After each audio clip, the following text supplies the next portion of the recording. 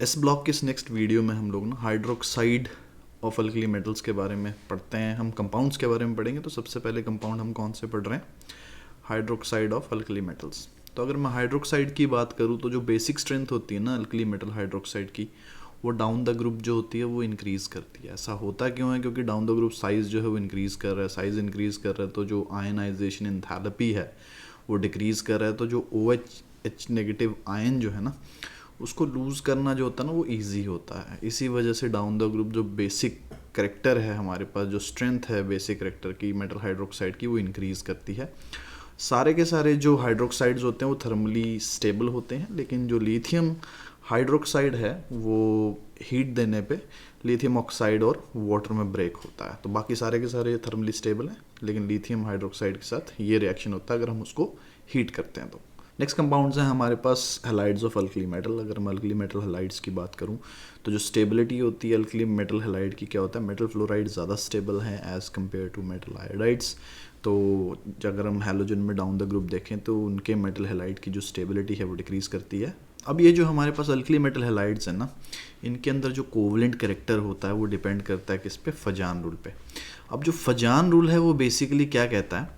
Fazan rule के according जो smaller cation होता है वो उसमें पोलराइजेबिलिटी ज़्यादा होती है। जैसे सपोज करो ये सारे के सारे क्लोराइड है हमारे पास, तो जब हम क्लोराइड कॉमन कर रहे हैं ना इसमें, तो लिथियम का साइज़ सबसे छोटा है। तो लिथियम जो होगा वो स्मॉलेस्ट केटायन होगा हमारे इस ग्रुप में, तो उसकी जो पोलराइजेबिलिटी होगी, जो उसकी पोलराइज करने की जो टेंडेंसी होगी ना वो ज़्यादा होगी। इसी वजह से लिथियम क्लोराइड के अंदर जो कोवलेंट करेक्टर होगा वो ज़्यादा होगा as compare to caesium chloride. वैसे अगर मैं नायन की बात करूं तो अगर नायन का साइज़ बड़ा है तो भी पोलराइजेबिलिटी जो होगी उसकी ज़्यादा होगी। जैसे देखो ना, इनमें सारे के सारे जो हैं वो लिथियम के कंपाउंड है, तो हमारे पास जो साइज़ है हैलोजन में उसमें फ़र्क है। तो जो फ्लोराइड आयन होगा हमारे पास वो स्मॉलेस्ट साइज़ का होगा, और जो आयोडाइड आयन होगा वो हमारे पास लार्जेस्ट साइज़ का होगा। तो जो लिथियम होगा वो हमारे आयोडाइड आयन को ज़्यादा पोलराइज कर पाएगा, इसी वजह से उसमें जो कोवलेंट करेक्टर होगा वो ज़्यादा होगा। तो एक्चुअली में हमारे पास साइज़ के ऊपर ये है कि अगर कैटायन का साइज़ छोटा हो तो पोलराइजिंग पावर ज़्यादा होती है, एनायन का साइज़ अगर बड़ा हो तो उसकी पोलराइजेबिलिटी ज़्यादा होती है। जो नेक्स्ट आता है हमारे पास चार्ज ऑन कैटायन। अगर कैटायन पे चार्ज ज़्यादा होगा तो कोवलेंट करेक्टर भी ज़्यादा होगा। जैसे देखो सोडियम के केस में तो ये सारे के सारे क्लोराइड्स हैं हमारे पास, सोडियम क्लोराइड, मैग्नीशियम क्लोराइड और एल्युमिनियम क्लोराइड। सोडियम के ऊपर +1 चार्ज होता है, मैग्नीशियम के ऊपर +2 चार्ज होता है और एल्युमिनियम के ऊपर +3 चार्ज होता है। तो जो एल्युमिनियम होगा उसके केस में कोवलेंट करेक्टर ज़्यादा होगा क्योंकि कैटायन पे चार्ज ज़्यादा है। वहीं पर अगर मैं एनायन की बात करूँ तो देखो क्लोराइड है हमारे पास, सल्फेट है हमारे पास और फॉस्फेट है। अब क्लोराइड के केस में नेगेटिव होता है SO4, यानी कि सल्फेट के केस में 2 नेगेटिव होता है और फॉस्फेट के केस में 3 नेगेटिव होता है। तो क्योंकि एनायन पे चार्ज ज़्यादा है तो इसी वजह से हमारे पास जो सोडियम फॉस्फेट है ना उसके अंदर कोवलेंट करेक्टर ज़्यादा है। तो चार्ज के डायरेक्टली प्रोपोर्शनल है, चाहे वो कैटायन का हो चाहे वो एनायन का हो।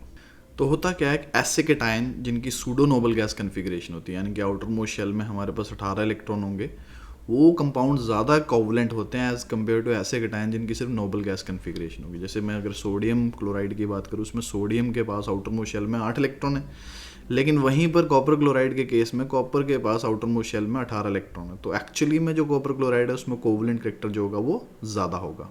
नेक्स्ट हम बात करते हैं सॉल्युबिलिटी की। जो सॉल्युबिलिटी होती है वो 2 फैक्टर पे डिपेंड करती है, कि लैटिस एनर्जी और एक है हाइड्रेशन एंथैल्पी। तो हमारे पास अगर हाइड्रेशन एंथैल्पी या हाइड्रेशन एनर्जी ज़्यादा है और लैटिस एनर्जी कम है तो चीज़ें सॉल्युबल होती हैं। तो सबसे पहले सॉल्युबिलिटी में हम फैक्टर बढ़ेंगे, कैटायन छोटा होना चाहिए और एनायन बड़ा होना चाहिए। जैसे लिथियम, देखो लिथियम सबसे छोटा कैटायन है हमारे अल्कली मेटल के ग्रुप में ना, और आयोडीन जो है वो आयोडाइड आयन जो है वो सबसे बड़ा एनायन है। तो लिथियम आयोडाइड जो होगा उसकी सॉल्युबिलिटी सबसे ज़्यादा होगी। दूसरा फैक्टर है हमारे पास, अगर कैटायन बड़ा हो और एनायन छोटा हो तो भी सॉल्युबिलिटी ज़्यादा होती है। जैसे देखो हमारे पास सीजियम जो है वो लार्जेस्ट कैटायन है हमारे पूरे के पूरे अल्कली मेटल के ग्रुप में ना, वहीं पर जो आयोडीन है वो हमारे पास लार्जेस्ट एनायन है और फ्लोराइड जो है वो हमारे पास स्मॉलेस्ट एनायन है। तो सीजियम फ्लोराइड जो होगा उसकी सॉल्युबिलिटी जो होगी वो ज़्यादा होगी as compare to caesium iodide. तो ये हमारे पास ना चीज़ देखनी है हमने, अगर कैटायन छोटा है तो एनायन बड़ा होना चाहिए, और अगर हमारे पास कैटायन बड़ा है तो एनायन छोटा होना चाहिए। जैसे देखो हमारे पास ये सारे के सारे फ्लोरीन के कंपाउंड हैं।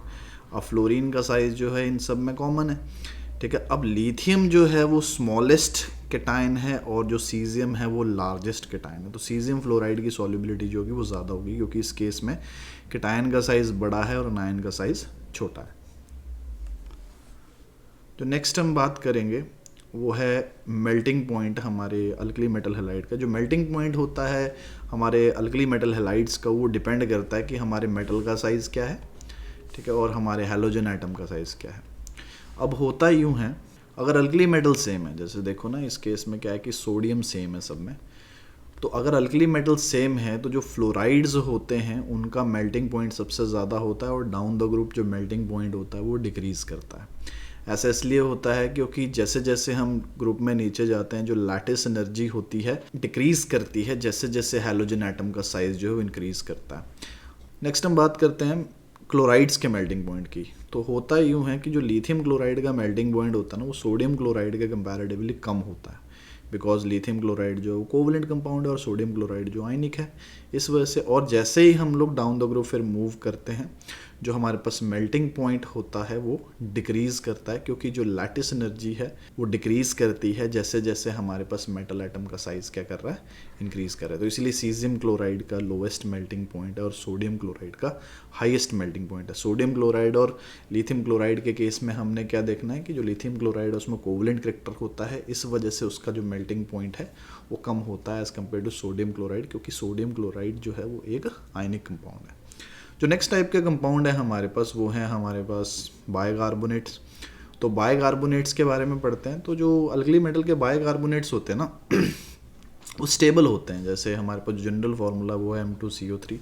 जैसे ये हमारे पास अपना लिथियम कार्बोनेट का फार्मूला दे रखा है, लेकिन जनरली जो अल्कली मेटल के कार्बोनेट्स होते हैं वो स्टेबल होते हैं, लेकिन लिथियम कार्बोनेट को छोड़ के, लिथियम कार्बोनेट को हीट करने पर वो लिथियम ऑक्साइड और कार्बन डाइऑक्साइड गैस देता है।